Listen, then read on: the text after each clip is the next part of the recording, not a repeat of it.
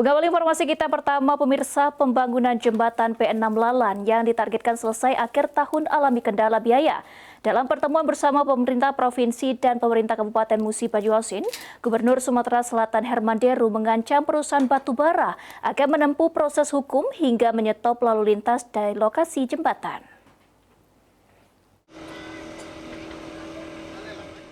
Jembatan P6 Lalan yang ambruk akibat ditabrak tongkang batubara tahun 2024 kini dalam proses pengerjaan dengan pembiayaan dari pihak swasta, yakni para pengusaha batubara yang melintasi di lokasi jembatan.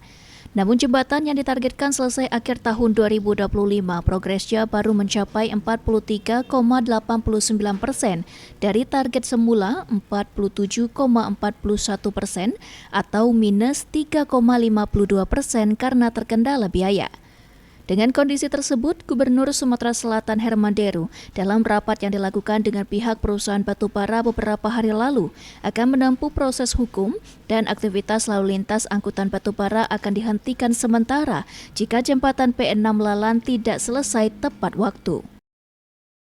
Kemarin sudah kita kumpulkan pemerintah provinsi dan Kabupaten Muba karena dikhawatirkan itu tidak selesai di janji mereka 31 Desember.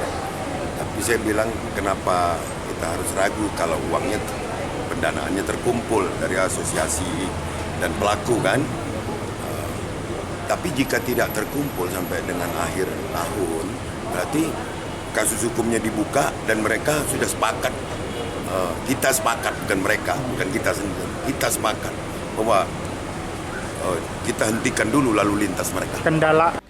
Sementara itu, Ketua Komisi 4 DPRD Sumatera Selatan Yan Suri mengungkapkan, jika perusahaan batubara yang melintasi jembatan P6 Lalan wajib untuk melakukan pembangunan. Perusahaan tanggung jawab mereka, apalagi kalau perusahaan itu masih berjalan, masih berjalan.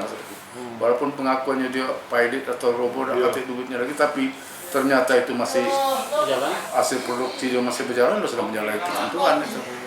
Kak, itu berapa perusahaan Kak sokongan itu? Semestinya berapa yang melalui itu? Iya, kan mereka pada umumnya punya asosiasi angkutan batubara kan.